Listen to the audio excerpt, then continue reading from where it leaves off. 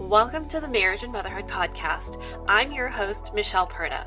I'm a life and marriage coach, wife, mom of 3, an Aries, and for my fellow human design nerds, a sacral manifesting generator. This podcast is for women who want to be happier in their marriage as they navigate their journey through motherhood, even if you're like me and you weren't shown how while growing up. In each episode, I'll be covering topics that will help you love and enjoy your marriage again without waiting until your kids are all grown up. And a quick note, you may want to pop your earbuds in if your kids are also listening, because nothing is left unsaid on this show, which means there may be times where something is said that you don't want them to hear. Are you ready? Let's dive in. Hello. Welcome back to another episode of the Marriage and Motherhood Podcast. This week's episode is super fun because it's less about the heavy stuff and more so about helping you thrive this summer. I don't know about you, but this summer is a little more chaotic than normal for me because not all of my kids are in daycare. I have one who has no plans unless I make plans for him. So I have here Marisa Lonic, time management and productivity coach for moms, to come on here and share with us how she is structuring her summer so that her house, with a house full of 4 boys, by the way, is less chaotic, more fun, more intentional, more enjoyable, less crazy for her and her husband, and hoping that we can then impart some tips, some takeaways for you to implement into your household, right? So hopefully you will have a lot of takeaways from this episode and be able to make your life a little easier and more enjoyable while you wait until the school year starts back up again. Okay, so this is Marisa. Marisa Lonic is a certified intuitive life and business coach, keynote speaker, 3 times author, top-rated podcast host, and the founder of Mama Work It. After spending nearly 15 years in corporate leadership positions, Marisa shifted gears to become a full-time Time Momager and Biz Momager. And if you don't know her, that term, Momager is mom and manager at the same time. So I just love that. But anyway, through her books, courses, and coaching programs, she helps busy moms juggle mom life, work life, wife life, and fill in the blank life. Her time management and goal achievement strategies have helped the most overwhelmed mamas turn their dreams into reality, even when they thought that they had no time to make any of it happen. When she's not supporting working parents with a daily juggle, you can find her cooking and baking delicious meals her kids may or may not eat, walking/running in her neighborhood, and hang out with the 5 amazing guys she calls family, her husband and 4 kiddos. Thank you so much for being here, Marisa. Thank you so much for having me and that warm intro. I feel like I've got big shoes to fill in this episode. I hope I can do it. You can absolutely do it. If you are a fan of the show, you might recognize Marisa. This is her 2nd time being on the show. She was actually, I believe, my very, very first guest. So this is super fun to have you back here. Yeah, same for me. I'm excited. So for those who are new to you, can you share with us where you live, how old your kids are, and what you do? Yes, I live outside of San Francisco, but I'm a native New Yorker. So I went from East Coast to West Coast in this lifetime. I have 4 kids, as you mentioned, 4 boys. My oldest are 9 years old. They're twins. My middle guy is 5, almost 6, probably 6 by the time this episode airs. His birthday's coming up real soon. And my youngest is 3.5. And as you mentioned, I'm the founder of an organization called Mama Work It, where we support women in the juggle of work life, mom life, wife life, fill in the blank life, all those hats that we wear, all those responsibilities that we have. And I help women thrive despite all these balls they're trying to juggle up in the air. So I do that via time management, productivity resources. I do that via coaching courses. I do that via a lot of intuitive wellness practices. And that's what I do. And I absolutely love it. Marisa is the real deal, ladies. I actually know her in person. I met her when we were both pregnant with our youngest kids. I actually attended her book launch as part of a networking outing, and we've been friends pretty much ever since. So Yes. this is going to be a really fun conversation. Yeah. So What led you to become a time management and productivity coach for moms and a business coach too? Well, I was the traditional working mom for a really long time, like running to catch the train in the pencil skirt, like rushing home with the rush hour commute, packaging up all my responsibilities into like the 2 hour window after work. Like I did all those things. And while I did not necessarily feel every day like I was thriving, I definitely had my days that were tough. People would always kind of from outside look in and say, how do you do that? How do you manage this? How do you have the time to, I had started a blog for working moms during this time. And I'd always get that question, how do you have time? And for me, like, while it wasn't always easy, some things did sort of come easy to me. Some things didn't, but some things did. And it really grew when I had moved from East Coast to West Coast, as I mentioned, and I had a new job, new commute, new city, all these things. And I really had to like maximize my time management and productivity at that point, because as you know, with any transition in your life, it's sort of an invitation to reevaluate what's working, what's not, and kind of either level up your game or change up your game, because it's not going to continue as is as you're growing or your family's growing or your relationship's growing or whatever that is. So really it grew from that. Like when I started that blog, it was just all different things, kind of like a hot mess of just like what I was facing, going through, funny stories, vulnerable stories.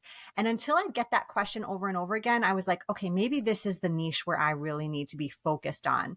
So that's where a lot of my time management and productivity focus started. And then it just sort of grew from there. I started, from the blog, I wrote the book, developed the first course, started coaching, and it went from there. Amazing, amazing. So let's dive in to how you're tackling summer this year. So I was inspired to invite Marisa onto this episode because of a reel that she made and a blog that she wrote. And so I just thought how she was approaching this summer with her kids at home was genius, and that more moms need to know about this hack that she's doing. Because I don't know about you, but like I don't have as many kids as her. I have 3. And the summer, like going into summer, I was like, holy shit, what am I going to do? And I have like the youngest in full-time daycare, right? So it's really just the one, because the oldest is over in the Atlanta area right now with his mom. And I'm like, what am I going to do with you? I have work. Like, how are you just going to be interrupting all my meetings? Like, how am I going to survive? Do I have to like be next to you the whole time? Am I going to be working out of my like dining room this entire summer? So when I saw your blog, I was like, wow, that's amazing. The kids seem happy. They have a structure to their day, but there's still room for fun. You know what's going on, and you're not pulling your hair out like you would have if you had not done this, right? I'm sure there's still moments where you're like, come on, get it together. But anyway, how have you set up your summer? Like, can you share with the listeners here what you're doing differently this year and how it's been working out for you?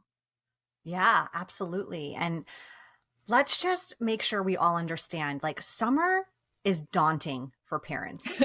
Summer is daunting, okay? Whether Yes. you're a stay-at-home mom, work-at-home mom, work outside the home mom, it is stressful. It's so stressful because it's not, and it starts in like January, February when all the camp signups come out and you are like anxious to get that done, right? And so, okay, so let's just make sure we all understand, like we all feel this pressure, right? So last year, I had my kids pretty much almost every week in some sort of like half day camp or full day camp or something, right? Because I thought this will be super fun for them. I'm a working mom. I got to do stuff, right? My youngest had childcare. Like it, by the end of the summer, they said to me, Michelle, they were like, this was too much. And I listened. Not only because my word in 2023 is listen. Honestly, it's on my vision board, but also because I don't want my kids to feel like they didn't have a great summer. Like I thought I was giving them a great summer by putting them in all these different fun camps, but it was too stressful. They need some downtime, just like I need some downtime and you need some downtime, right? So this year I intentionally kind of cut that in half. And at the same time was scratching my head like, well, what am I supposed to do these other weeks, right? Like what? So fortunately, we do have like some part-time care that supports us at home in that way because my youngest is still pretty little and he can't go to a bunch of camps. But also, there were responsibilities that we had this summer that we often have, but as the kids are getting older, like there's these summer reading things, there's packets the schools will send home, and kids are home more often. So there's more dishes in the sink. There's more work to do around the house because there's more bodies running around making messes. So I was like, I don't want to enter this summer in a constant battle with these responsibilities. I do not want that. I don't want to be nagging about it. I don't want to feel like we're in a constant like fight over getting things done. And I knew, and I know firsthand, like being a mom in general, like kids do thrive on some sort of routine, but I couldn't take it as far as last summer with all the camps, right?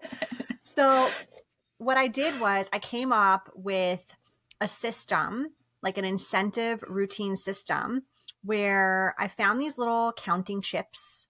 They're like for math, I guess teachers use them. I found them and I made them a currency. And with this currency, they could earn doing responsibilities that I needed them to do. Their reading, their school stuff that needed to get done, some chores around the house that I knew I was going to need help with because I didn't want to be like bearing that burden all by myself and feeling resentful. I mean, of course I have a partner, but he works outside the home. So I have the more flexible schedule. I'm often picking up a little bit more of that just with my work schedule. So the key to this whole thing, this wasn't just any like reward chart or a system or anything like that, is I sat down with the kids, at least the 3 older ones, because they're more like the buy-in that I really need, right? Yeah. And we discussed together what this looked like. Because without their input, that buy-in, that motivation was going to be it was going to dwindle. It was going to fade after week 1 for sure. I knew it. I'd tried it before a million times. So I said, okay, what are some of the things we want to be focused on doing this summer that are going to be helpful around this house? Now, did I guide and steer this a little bit? Of course I did. I needed reading to be on there. I needed, the summer. I knew the things that were going to be challenging, but I let them add things to that list too. They wanted to set the table. Sure. Put that on there, whatever it was. So they came up with this, and the older ones who are 9, they actually wrote this physically out. Like I did not write it. They did. So there's so much buy-in. There's so much empowerment, as a coach, clients coming up with those ideas on their own, clients really being the lead in those conversations are clients who go and actually do the work and get it done. So took some of those good coaching fundamentals in there. We came up with those things. We came up with the rewards together. How many of these little currency chips were going to be needed? This is great for little kids too, because they're learning counting. They're learning things like that. And we came up with a kind of like a menu of what made sense. Again, they wrote these things down. We posted it in a place in the house that we can all access at any time. And I got to tell you, we're on week 3 or 4 and it is going strong. And these kids are excited. They're excited. They need 50 of these chips to get a $25 Amazon card.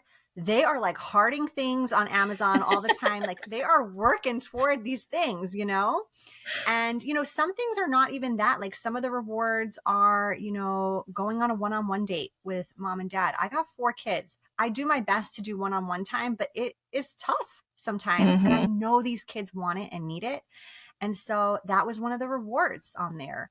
So I would say any sort of incentive reward system that you are planning to do, because a lot of them can work and they're all different and things like that, but get the buy-in, get the kids to really work in the planning process with you. No, I love that. And that's applicable in your marriage too, by the way, right? This is why you telling your husband what to do, when to do it, how to do it doesn't work. But if you work together, he can come up with his own way. But anyway, I love this. I actually started to do something similar, actually from occupational therapy for my son, for my middle son. He has sensory issues. So like we're trying to work on him being more responsible and having me take a step back with like managing him all the time, because, you know, it's exhausting having to just be like, okay, let's do this. Hey, did you do this yet? Hey, it's time to do this. Why haven't you done this? Right. So just curious, have you been met with any like resistance or noticed that anything hasn't been done? Like, is there a strategy to what goes on the list and like what doesn't go on the list? Because there's things that have to be done. And if they're like trying to earn stuff, I'm sure they're picking stuff they'd rather do. Right. And then there's other stuff that still needs to be done, but they don't care to do. How are you managing that piece of this? It's a great question. I'll give you a perfect example because it's happening right now. Like my middle son, he's an incoming first grader. He's got a packet to do this summer. He was excited the first week or two doing all the math pages. He loves math. Now what's left in that packet is all the writing pages. And he's not as excited to do it. But here's the thing. I'm also not pushing it. It's going to get done. I know it's going to get done. He's got to finish it. We've got plenty of time. And I'm giving options. So every day I'm like, okay, we've got 20 minutes or 30 minutes. You can choose X or Y. You decide. And just that autonomy of their ability to be able to choose what to do is key, right? Because I'm not fighting. I'm giving an option. They're choosing one or the other. Something's still happening. I still feel good about it. I mean, in the end, we have to remember it's also summer. Yeah. It's summer. Yeah. And everybody needs a little bit of a breather during that time. I know if you have a traditional job and you're not, working in a school or someplace that, isn't the regular schedule over the summer. I know teachers work in the summer, trust me, but like you're not in the classroom, let's say day in and day out. Most people, it doesn't even feel like a different season, right? Like if you're going to an office, if you're doing your business, whatever it is. But for kids, this is a different season. And so I am being like giving more slack with certain things and trying to remember, like, I don't have to be super strict all the time. I don't want to be. Like, I want to be a fun mom. I want to have like fun things to do with the kids, which we can talk about that too in a minute. But I'm giving autonomy in that choice, and I'm trying not to also feel like there has to be a really rigid system with every single thing. So if I have to pick up a little bit of slack on the folding laundry that nobody ever wants to do on the list. Me too. At least... Come fold my laundry, Marisa. Oh no, honey, I got nothing in me left to fold any more laundry than what's here. Then that's okay. I'm getting help in other ways. So yeah. I love that. So you mentioned fun. So how are you incorporating that into the summer without driving yourself mad? Because I know summer tends to have like this unsaid pressure for it to be fun, right? And it's not like we have more time to ourselves. We just have to kind of make do, right? They have more time, but for us, we're like, well, we still have things to do. Like you said, it's like no different than any other time of the year. So how are you incorporating fun in a way that obviously the boys are having fun, but you too? Yeah. This is something we've done the past few like school breaks, and I just love it. And we did it this summer too. And we call it sort of like, I named it like Lonic Summer, but like you could call it a bucket list. You could call it a family fun list. And we all sit down again together and discuss this. We did this during dinner one night, and we came up with things we wanted to do this summer. So we do this even as a family annually with our goals. Some of those are fun goals. Some of them are not necessarily fun goals, but I think this is important because summer is one of those seasons that tends to kind of fly by for people, right? Because I don't know, you are having more fun typically, or you are more relaxed or whatever it is. And so it's easy for it to almost like sneak away where you didn't do the things that you intentionally wanted to do. And so this is a way to keep us consistent, accountable, focused, on fun, not necessarily on all those other responsibilities. So like we came up with things on our list that we wanted to ensure that we were doing. So like we put going to the beach at least 3 times. We put things like going to the library at least 10 times because that'll be helpful with our reading, right? To get new books. And see how I did that in like a cumulative, quantitative way. I wanted to do that because every week in the summer, I don't know about you, but for me, every week in the summer feels different. We've got different camps. We've got different stuff going on. We've got different forms of childcare or no childcare or maybe a trip planned. And so I didn't want to say like, go to the library every week because, well, I can't do that necessarily, right? Like I had a kid sick and then that ran through the whole family for the first 2 weeks of summer. So we didn't go. And I would have felt badly about that if I had started off the summer and not hit my first 2 weeks on a goal. I would have been like, oh, well, what's the point? And probably thrown it away. But instead, I have this cumulative number and I'm working toward that. Other things we have on our list, and again, random things kids will say, but we're honoring it. One kid was like, I want to make sure we eat sushi this summer. We don't often eat sushi. So that's on the list. Fancy. Fancy. Yeah. We've got try a new food. We've got go on a family bike ride. I mean, could we easily do that any day? Absolutely. But like when the intentionality isn't there, it might not happen. Like I can't tell you the last time we all went on a bike ride together, all 6 of us. Like it's one of those things that it's so simple, but if you don't intentionally focus and want to get it done or want to do it, you may not do it. It's super easy for just time to slip by and for you not to do that. So it's a mix of, more like higher level things like maybe a trip we want to take, a road trip we were thinking about or something like that. And small things like this family bike ride or like grabbing ice cream together or whatever. And we've got this list and there's such power. You probably feel this too when you're able to like check something off or say that you did it. We've got it again in the same spot with our summer incentive chart, menu, whatever you want to call it.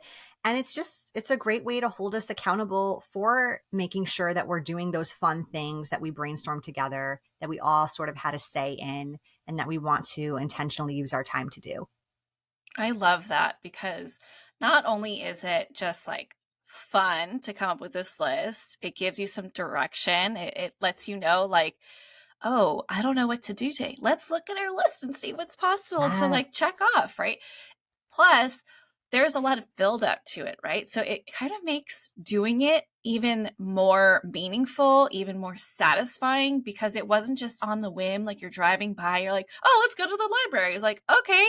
But you're like, oh, we want to go to the library 10 times, right? And then so every trip is like, oh, we're getting closer to meeting our goal and we're actually spending our time over the summer the way we designed to, right? And there's so much more like fulfillment in that than just being spontaneous all of the time. Like, don't get me wrong. I love a good time when it's like, there's room for spontaneity, but when there's too much room, you kind of feel like, I don't know what to do. And you can get kind of like in that like analysis paralysis where you just feel stuck, like when you're like, let's watch Netflix. And you're like, okay. You're like, and then you spend an hour trying to figure out what to watch. Oh my God. Right? Yes.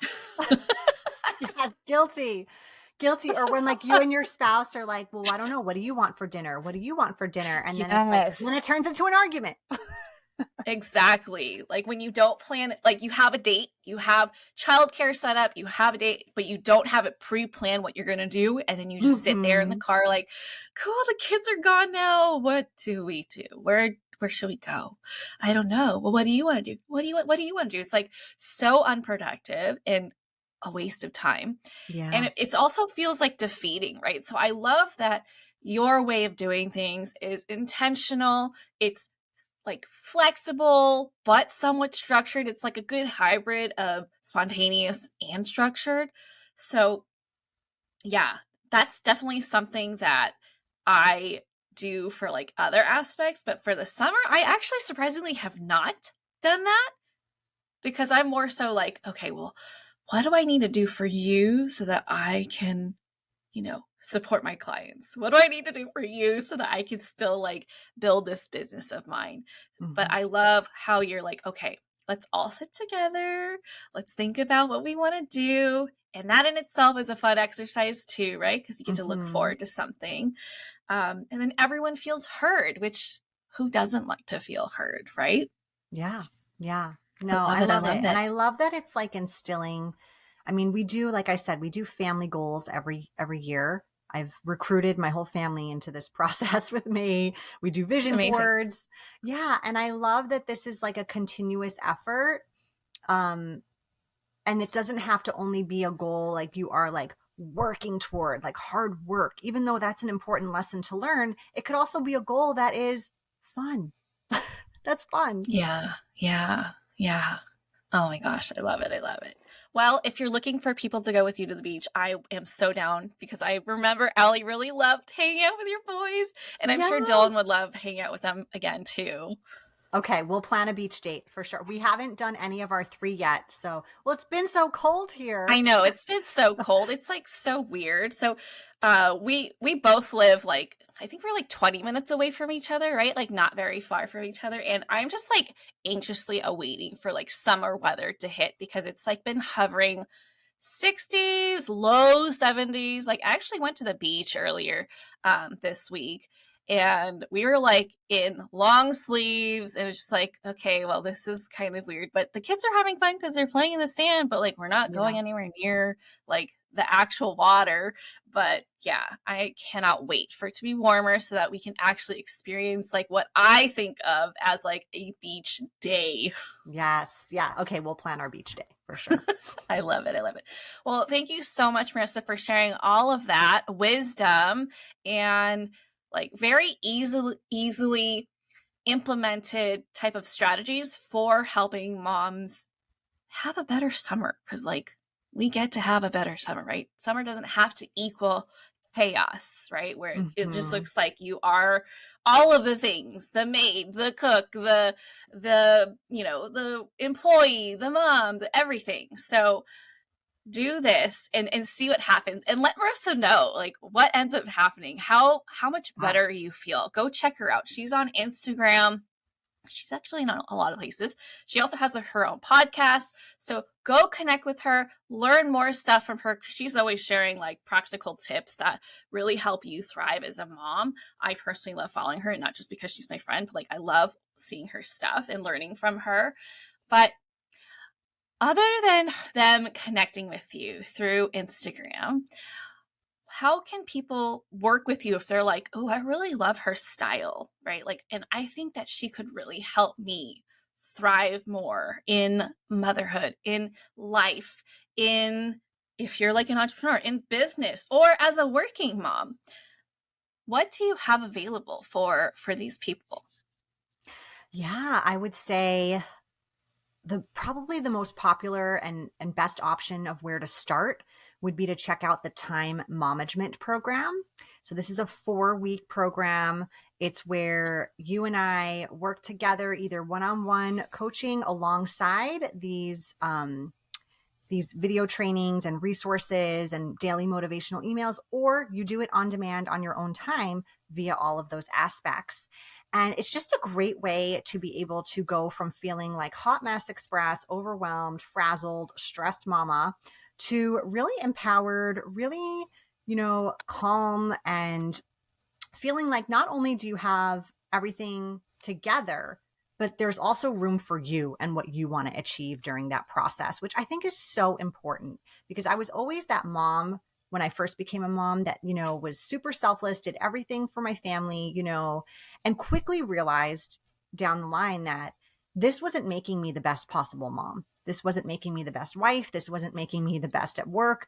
I was really showing up not as my best self everywhere. So once I started this more of this time momager practice, rather time management practice, then everything really shifted for me. And I see this transformation in a lot of my clients too. So if this is something you're experiencing and you want to give time management a try, this is where I'd recommend that you start. It's a great program. I also wrote a book called Time Management you can check out. There's the podcast. There's tons of free resources out there. But if you're really ready to level up and spend the next 4 weeks like making a life transformation, that's where I'd go. I love it. I love it. All right. Well, thank you again so much for being on the show and sharing all your wisdom. Go connect with Marisa and stay tuned for next week's episode where I share with you how to enjoy your summer family vacations intentionally. And if you've loved what you heard on this episode, you're really going to love the next one. All right. I'll catch you back here next time. Bye. That's it for this episode. If you enjoyed this episode and you'd like to help support the podcast, please subscribe and leave a rating and review. I would so appreciate that. And if you love what I share here, then you're going to love and want to join my free private Facebook community that's also called Marriage and Motherhood. I hope to see and connect with you in there. Otherwise, I'll catch you back here next week for the next episode. Bye.